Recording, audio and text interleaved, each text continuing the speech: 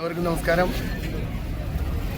എല്ലാ വർഷത്തെയും പോലെ തുഞ്ചപ്പറമ്പ് എഴുത്ത് കുട്ടികളെ എഴുത്തിനിരുത്തുന്ന നമ്മുടെ മഹോത്സവം പോലീസ് അതിൻ്റെ സുരക്ഷ ഏറ്റെടുത്തിരിക്കുകയാണ്. ഇന്ന് വൈകിട്ട് 6 മണി മുതൽ നാളെ തീരുന്നത് വരെ പോലീസ് 197 പോലീസിനെ 3 സോണിലായിട്ട് തിരിച്ചു നിർത്തിയിട്ടുണ്ട്.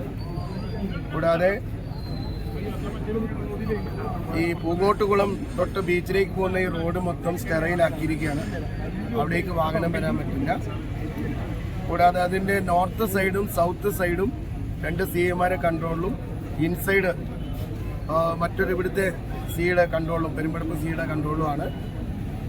വാഹനങ്ങൾക്ക് ഡൈവേർഷൻ കൊടുത്തിട്ടുണ്ട്.